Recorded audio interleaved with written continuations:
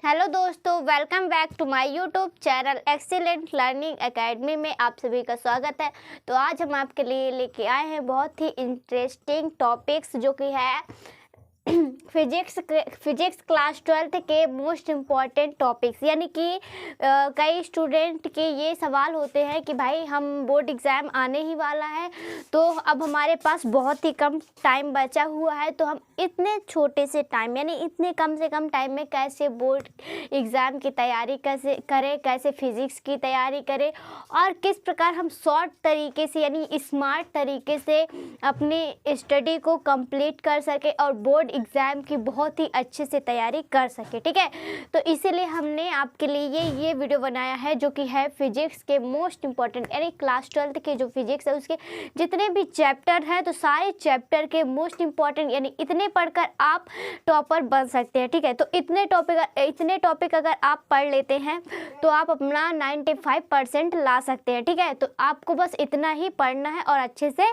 तैयारी करनी है। ठीक है, तो चलिए हम आपको बताते हैं फिलहाल कि कौन कौन से टॉपिक हम आपके लिए लेके आए हैं बोर्ड एग्जाम में। ओके, तो देखिए सबसे पहला है विद्युत आवेश के प्रकार। यानी कि आपसे पूछ लेता है बोर्ड एग्जाम में कि विद्युत आवेश क्या है, विद्युत आवेश के कितने प्रकार होते हैं। ठीक है, तो विद्युत आवेश के प्रकार जैसे आपका हो गया धन आवेश, ऋण आवेश, ऐसे आवेश होते हैं, यानी कौन कौन से आवेश उसमें होते हैं। ठीक है, आवेश किसे कहते हैं, ऐसे टॉपिक्स पूछा है, तो आपको क्या पढ़ना है, विद्युत आवेश को आपको कंप्लीट कर लेना है। क्या कंप्लीट करना है, विद्युत आवेश को आपको कंप्लीट कर लेना है। ओके, फिर अगला हमारा है, देखिए अगला हमारा क्या है, कूलाम का नियम। क्या कूलाम का नियम, कूलाम का नियम भी आपके लिए very very very most important है और ये भी एग्ज़ाम में बहुत ही ज़्यादा पूछा जाता है। ठीक है, तो आपको कूलाम के नियम को भी अच्छे से तैयार कर लेना है। ठीक है, ये हो गया। फिर आपका है थर्ड नंबर है विद्युत बल रेखाएं। क्या विद्युत बल रेखाएं, विद्युत बल रेखाएं आपकी जैसे होती है कि विद्युत बल रेखाओं के गुण क्या होते हैं, विद्युत बल रेखाएं होती क्या है। ठीक है, तो ये भी वेरी मोस्ट इम्पॉर्टेंट है और बहुत ही एग्जाम में पूछा जा चुका है। फिलहाल इस बार भी शायद पूछ सकता है आपको। ठीक है, तो आपको इसको भी तैयार कर लेना है। ओके, फिर देखिए आपका नेक्स्ट है 4 नंबर कि विद्युत द्विध्रुव आघूर्ण क्या होता है। क्या विद्युत द्विध्रुव आघूर्ण क्या होता है। ठीक है, तो आपको विद्युत द्विध्रुव आघूर्ण इसको तैयार कर लेना है। ठीक है, ये भी बहुत ही एग्जाम में पूछा जाता है, तो इस टॉपिक को आपको क्लियर कर लेना है और अच्छे से समझ लेना है। ठीक है, फिर देखिए 5 नंबर क्या है, गॉस की प्रमेय। अब गॉस की प्रमेय पूछता है कि भाई गॉस की प्रमेय क्या होती है और गॉस की प्रमेय के निगमन कीजिए। निगमन करने के लिए ज़्यादातर पूछते हैं। ठीक है, तो आपको निगमन कैसे करना है इसके लिए हम अलग से आपको वीडियो बना देंगे कि भाई बहुत सारे हैं जिस टॉपिक पर आपको निगमन करना होता है। ठीक है, जैसे अच्छी निरक्षीय स्थिति हो गया और ये गॉस की प्रमेय हो गया। ठीक है, तो इस पर आता है कि भाई इसका निगमन कीजिए और इसका ना लॉन्ग में भी आता है, तो इसका 5 नंबर का या 7 नंबर का इस तरह करके क्वेश्चन पूछता है। ठीक है, तो ये बहुत मोस्ट इम्पॉर्टेंट होता है और इसके आप थोड़ा सा बस आपको कुछ नहीं करना होता। अगर आप उसमें न्यूमेरिकल यानी सवाल टाइप में न्यूमेरिकल हल करते हैं और हल करके इसमें दिखा देते कि भाई ये है, उसको सिद्ध करना होता है। ठीक है, तो अगर आप सिद्ध कर देते हैं तो ये क्या होता है, तुरंत आपको उतने में उतने नंबर मिल जाते हैं और इसमें आपके नंबर कोई भी नहीं काट सकता। 100% लिख के दे रहे हैं कि इसमें अगर आप एकदम सही करके आते हैं तो इसमें आपके नंबर कोई नहीं काट सकता और इसमें कुछ भी याद करने की ज़रूरत नहीं पड़ती है, क्योंकि इसमें क्या होता है आपको सिद्ध करना होता है। तो अगर आप 1-2 बार अपने नोट्स में इसको सिद्ध करते हैं तो क्या होता है आपके माइंड में एकदम बैठ जाता है और बिल्कुल भी आपको याद करने की ज़रूरत नहीं पड़ती और आप तुरंत उसको बहुत ही अच्छे तरीके से लिख सकते हैं। ठीक है, तो इसको आपको क्या करना है, गॉस की प्रमेय को पढ़ लेना है, उसका निगमन आपको कर लेना है। ठीक है, और अगर नहीं आ रहा है तो फिर आप कमेंट करिएगा, हम आपको निगमन पर जितने भी ऐसे टॉपिक हैं जिनमें आपको सिद्ध करने वाले हैं तो उन पर वीडियो बना देंगे और अदर टॉपिक है जिसमें आपको नहीं समझ में आ रहा है तो उस पर भी वीडियो हम आपको बना देंगे। ठीक है, तो ये हो गया गॉस की प्रमेय। ठीक है, ये आपके लिए वेरी मोस्ट इम्पॉर्टेंट है, तो इसको आपको तैयार कर लेना है। फिर देखिए 6 नंबर है विद्युत द्विध्रुव की अच्छी स्थिति का व्यंजक। अब इसमें भी ये सिद्ध करना होता है कि भाई आपको क्वेश्चन दे दिया जाता है कि विद्युत द्विध्रुव की अच्छी स्थिति का व्यंजक ज्ञात कीजिए। क्या कीजिए, विद्युत द्विध्रुव अच्छी स्थिति का व्यंजक ज्ञात कीजिए। ठीक है, तो इसका व्यंजक ज्ञात करने के लिए आता है, तो ये भी आपको बहुत यानी 5 नंबर का पूछता है। ठीक है, तो आपको यह क्या करना होता है, इसमें कुछ भी आपको पढ़ने या रटने की ज़रूरत नहीं पड़ती है। अगर आप इसको क्या करते हैं, 1-2 बार अपने नोट्स में सिद्ध करते हैं और अच्छी स्थिति का व्यंजक निकालते हैं तो आपको आसानी से आ जाता है और बहुत ही अच्छी तरीके से आप इसको बोर्ड एग्जाम में लिख लेते हैं। ये बिल्कुल भी आपको नहीं भूलता। ठीक है, तो इन सारे टॉपिक क्या होता है, जो भी सिद्ध करने वाले हो तो ये तो इसमें तो सबसे ज़्यादा मज़ा आता है, क्योंकि ये क्या रहता है, इसमें हमें भाई रट्टा नहीं मारना पड़ता। अदर टॉपिक में जैसे याद करना हुआ, भाई भूल गया, ये सब होता है, लेकिन इसमें ये चीज़ नहीं होता कि आपको भूल जाता है, क्योंकि ये जैसे हमें कोई सवाल, जैसे आपको भाई एक बार एक जोड़ बता दिया तो उसका मतलब कि आप सारे जोड़ कर ले, एक जोड़ आपको आ गया तो यानी कि आप सारे जोड़ कर लेंगे। वैसे ही ये होता है, अगर एक बार आपको किसी ने बता दिया कि ऐसे सिद्ध करना है, ऐसे निकालना है, तो उसको आप अपने से निकाल लेंगे। इसको आपको रटना या कुछ भी याद करने की ज़रूरत नहीं होती है। ठीक है, तो इसको आपको तैयार कर लेना है 6 नंबर। ठीक है, विद्युत द्विध्रुव की अच्छी स्थिति को आपको तैयार कर लेना है। फिर देखिए 7 नंबर क्या है, अनंत विस्तार के समरूप लिखिए, यानी जो अनंत विस्तार के जो समरूप है तो उसको आपको लिखना पड़ता है। ठीक है, फिर देखिए ये भी वेरी मोस्ट इम्पॉर्टेंट है, विद्युत विभव। विद्युत विभव को कैसे ज्ञात करेंगे, विद्युत विभव क्या होता है, विद्युत विभव की विमा क्या होती है। ठीक है, तो ये बहुत ही आपके लिए बहुत ही ज़रूरी है याद करना, क्योंकि विद्युत विभव की विमा भाई पूछता है आपको, और विद्युत विभव के परिभाषा क्या होती है, ये 2 नंबर का क्वेश्चन आपको पूछ लेता है। ठीक है, तो आपको इसको क्या करना है, तैयार कर लेना है अच्छे से। ओके, फिर देखिए अगले टॉपिक पर हम चलते हैं। देखिए 9 नंबर आपका क्या है कि विद्युत विभवांतर, क्या विद्युत विभवांतर, विद्युत विभवांतर क्या होता है। ठीक है, तो विद्युत विभवांतर क्या होता है, इसकी बीमा क्या होती है, इसका मात्रक क्या होता है। ठीक है, मात्रक भी आपको बहुविकल्प में दे देता है कभी कभी कि विद्युत विभव या विद्युत विभवांतर का मात्रक बताइए, बहुविकल्प में दे देता है। 1 नंबर का या 2 नंबर का आपको परिभाषा पूछ लेता है, उसमें आपको मात्रक लिखना होता है और परिभाषा लिखनी होती है छोटी से। ठीक है, तो इसको भी आपको अच्छे से तैयार कर लेना है, या फिर आपको लॉन्ग टाइप में भी पूछ सकता है कि इसका विस्तार रूप बताइए, तो लॉन्ग टाइम में भी आप दे सकते हैं, इसको बता सकते हैं। ठीक है, तो इसको आपको समझ लेना, फिर आपको चाहे जिस टॉपिक में या जिस तरीके से क्वेश्चन आपसे पूछा जाए उसमें कोई भी दिक्कत नहीं होती है। अगर हमें यही पता होता है कि भाई इसकी जड़ क्या है, तो फिर बाद में उसके बारे में कुछ भी आगे जाके पूछ लिया जाए तो उसमें हमें कुछ भी लिखने में या बताने में कोई भी झिझक नहीं होती है। ठीक है, तो आपको क्या करना है, जितने भी टॉपिक हम आपको बता रहे हैं उतने टॉपिक को आपको अच्छे से तैयार कर लेना है। ओके, तो फिर देखिए 10वां नंबर क्या है, विद्युत क्षेत्र की तीव्रता। विद्युत क्षेत्र की तीव्रता वेरी मोस्ट इम्पॉर्टेंट है, इसको आपको अच्छे से तैयार कर लेना है, क्योंकि भाई विद्युत क्षेत्र की जो तीव्रता होती है ये बहुत ही एग्जाम में पूछता है। ठीक है, विद्युत क्षेत्र की तीव्रता क्या होती है, इसका मात्रक क्या होता है। ठीक है, तो और इसकी विद्युत क्षेत्र की बीमा क्या होती है। तो ये क्या होता है कि ये भाई आपको 4 नंबर में 5 नंबर भी पूछ सकता है, या फिर आपको 2 नंबर में या 1 नंबर में इसकी मात्रक या बीमा भी आपसे पूछ सकता है। ठीक है, किसी भी तरीके से आपसे पूछ सकता है, क्योंकि भाई कैसे पूछना है ये तो हमारे ऊपर नहीं, लेकिन मैं आपको इतना बता सकती हूँ कि इन टॉपिक को अगर आप पढ़ लेते हैं तो आपको इसी के अंदर से क्वेश्चन पूछा जाता है, तो आप बहुत ही अच्छे से तैयार कर सकते हैं। ठीक है, फिर देखिए क्या है 11वां नंबर क्या है, इलेक्ट्रोड वोल्ट। क्या, इलेक्ट्रोड वोल्ट। इलेक्ट्रोड वोल्ट भी बहुत एग्जाम में पूछा जाता है, तो आपको इसको भी तैयार कर लेना है और अच्छे से पढ़ लेना है। ठीक है, फिर आपका 12वां नंबर होता है कि विद्युत प्रवणता, यानी विद्युत प्रवणता क्या होता है। ठीक है, विद्युत प्रवणता भी आपसे पूछ लेता है एग्जाम में। ठीक है, तो विद्युत प्रवणता को आपको अच्छे से तैयार कर लेना है और इसको अपने नोट्स में लिख लेना है भाई, क्योंकि जो भी टॉपिक हैं हमें सब पढ़ के जाना है, कोई भी टॉपिक छोड़ना नहीं कि भाई हमने ये टॉपिक मेन चुन करके पढ़ लिया और बाकी नहीं आया। तो इसलिए हमने पूरे चैप्टर का जितना भी निचोड़ है, यानी XYZ जितने भी टॉपिक हैं, जितने भी आ सकते थे, हमने सारे टॉपिक आपको बता रहे हैं इस वीडियो में। ठीक है, तो आपको कोई भी दिक्कत नहीं होगी। वाकई अगर आप नहीं तैयारी करते हैं, अच्छे से नहीं कर पाते हैं, तो आपको कोई दिक्कत हो तो उसकी हम गारंटी नहीं ले सकते हैं। ठीक है, फिर देखिए ये हो गया विद्युत प्रवणता, आपको इसको अच्छे से तैयार कर लेंगे। ओके, फिर देखिए 13वां नंबर क्या है। ठीक है, तो चालक की धारिता। क्या, चालक की धारिता। चालक की धारिता क्या होती है, इस इसको कैसे लिखते हैं, इसकी परिभाषा क्या होती है, ठीक है। चालक की धारिता के बारे में आपको लिखना होता है थोड़ा बहुत, तो चालक की धारिता को आपको पढ़ लेना है और इस टॉपिक को क्लियर कर लेना है, ओके। फिर देखिए 14 नंबर क्या है, संधारित्र। संधारित्र आपका एक चैप्टर है, आपको पता ही है। तो संधारित्र क्या होती है, इसको संधारित्र को आपको अच्छे से तैयार कर लेना है, ठीक है। फिर 15 नंबर है आपका संधारित्रों का संयोजन, यानी संधारित्र का संयोजन। संयोजन तो आपको पता ही होगा, यानी कि संधारित्र का संयोजन क्या होता है, उस पर टॉपिक, इस पर आपको क्या कहते हैं, इस टॉपिक पर पूछता है कि भाई इसका संधारित्र के संधारित्रों का मतलब क्या है कि संधारित्र का संयोजन क्या है, इसके बारे में पूछते तो भाई उसको आपको बताना पड़ता है, ठीक है। तो इन सारे टॉपिक को आप अच्छे से तैयार कर लीजिएगा, जितने भी हम बता रहे हैं, बाकी आप इसको नोट करिए, फिर हम इसके आगे का आपको लिखाते हैं, ठीक है। तो इसका स्क्रीनशॉट आप ले लीजिए।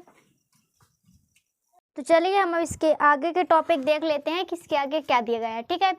तो 16 नंबर क्या है, देखिए विद्युत धारा। क्या विद्युत धारा क्या होती है, इसको क्या कहते हैं, ठीक है। विद्युत धारा के बारे में आपको पूछ लेते हैं कि भाई विद्युत धारा की परिभाषा लिखिए, या विद्युत धारा को क्या करिए, इसकी डिफिनेशन लिखिए, इसके बारे में थोड़ा बहुत लिखिए, ठीक है। तो आपको विद्युत धारा को, जो विद्युत धारा का टॉपिक होता है, तो इसको आपको अच्छे से तैयार कर लेना है, ठीक है।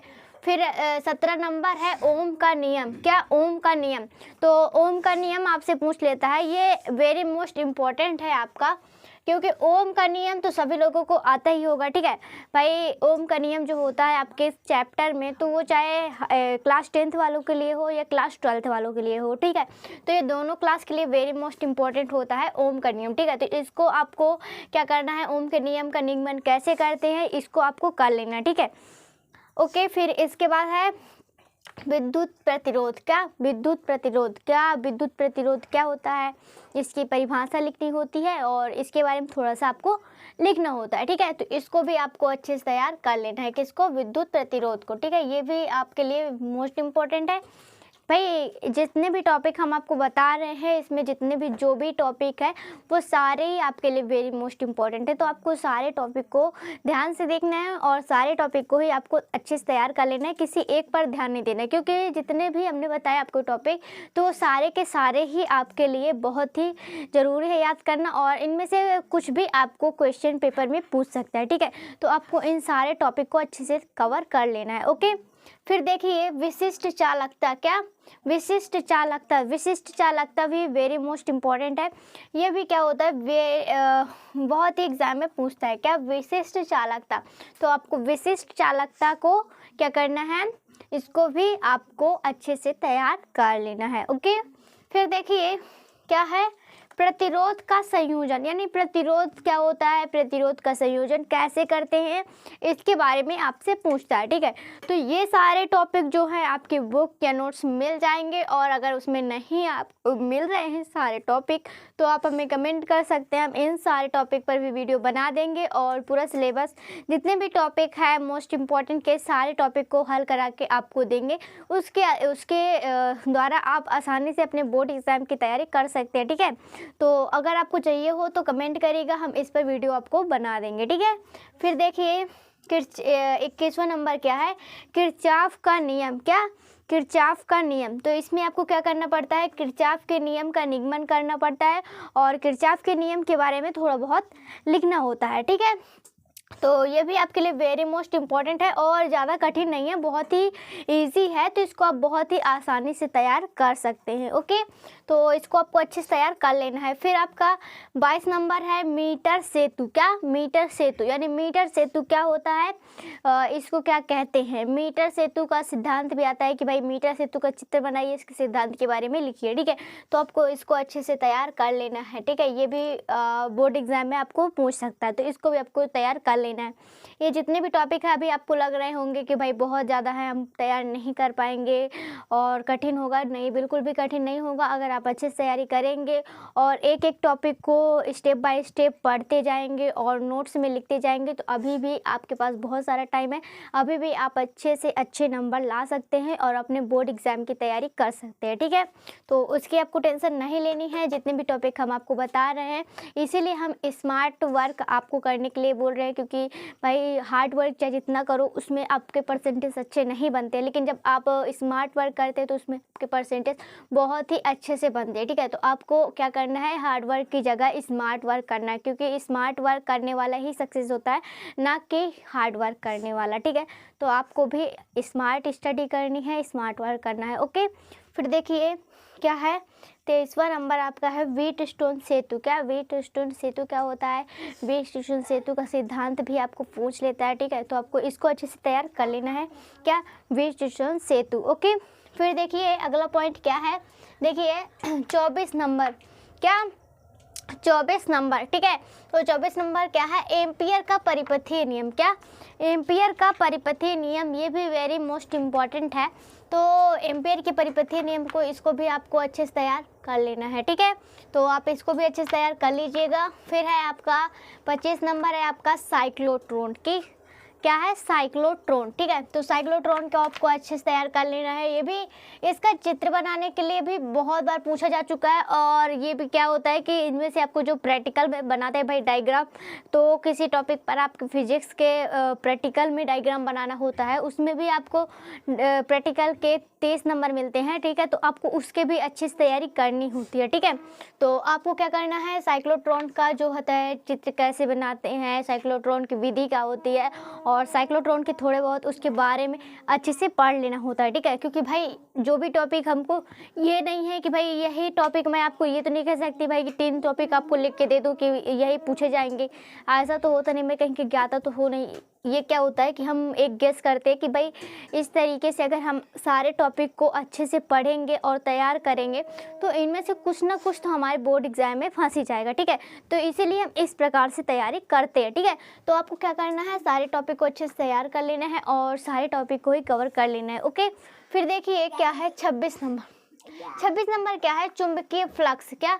चुंबकीय फ्लक्स। चुंबकीय फ्लक्स क्या होता है, ये भी एग्जाम में आपके बहुत बार पूछ लेता है। ठीक है, तो आपको चुंबकीय फ्लक्स को क्या करना है, तैयार अच्छे से कर लेना है।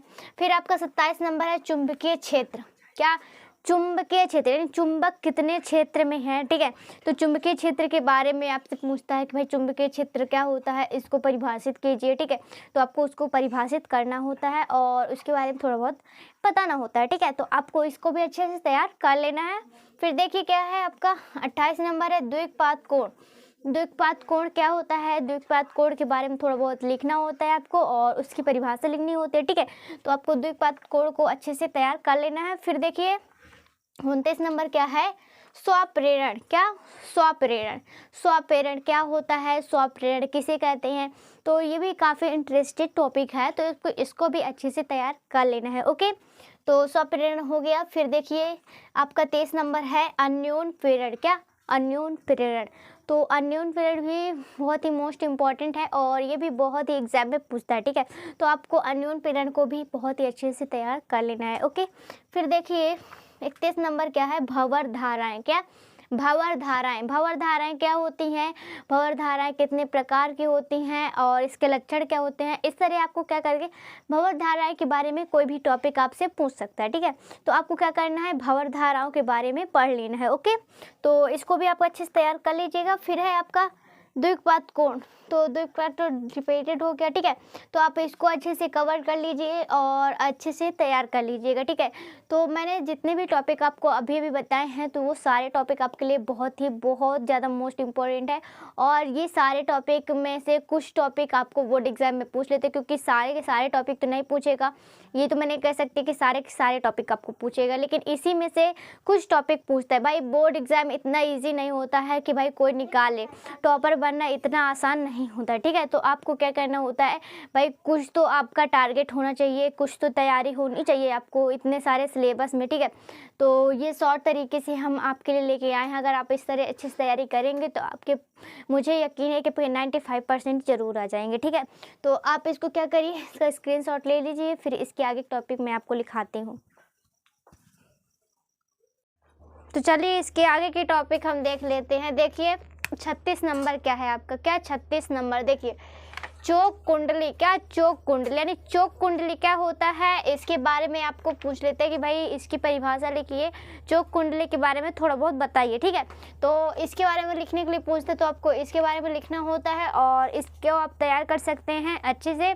तो ये भी आपके बोर्ड एग्जाम में पूछ सकता है, तो इसको भी आपको तैयार कर लेना है। ओके, फिर देखिए 27 नंबर क्या है, ट्रांसफॉर्मर। क्या ट्रांसफार्मर, ट्रांसफार्मर क्या होता है, इसको क्या कहते हैं। ठीक है, इसका चित्र भी आपको पूछ लेते हैं भाई डायग्राम बनाइए ट्रांसफार्मर का। ठीक है, तो आपको इसका डायग्राम बना लेना है ट्रांसफार्मर का। ओके, फिर देखिए 38 नंबर क्या है, 38 नंबर है आपका विद्युत जनित्र। क्या विद्युत जनित्र, विद्युत जनित्र क्या होता है, विद्युत जनित्र कहते हैं किसको है। ठीक है, तो विद्युत जनित्र पूछ लेता है, इसको भी आपको अच्छे से तैयार कर लेना है विद्युत जनित्र को। ठीक है, फिर आपका है 29 नंबर, यानी 39 नंबर क्या है आपका, मैक्सवेल का समीकरण। क्या मैक्सवेल का समीकरण। ठीक है, तो ये भी आपके लिए very very very most important है। तो आपको मैक्सवेल का समीकरण जो है इसको भी बहुत ही अच्छे से तैयार कर लेना है। ठीक है, ये भी आपको पूछ सकता है बोर्ड एग्जाम में, तो आपको इसको भी अच्छे से तैयार कर लेना है।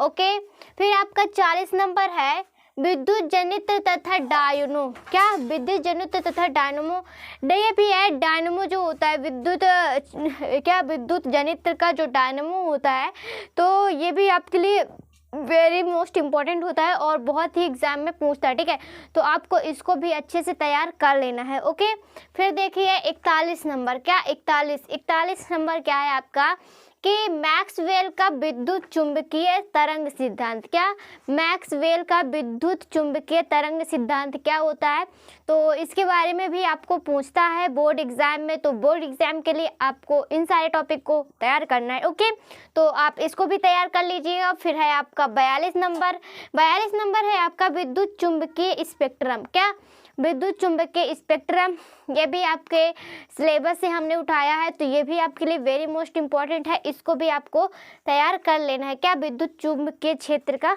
स्पेक्ट्रम। ठीक है, तो विद्युत चुंबकीय स्पेक्ट्रम को आप तैयार कर लेंगे।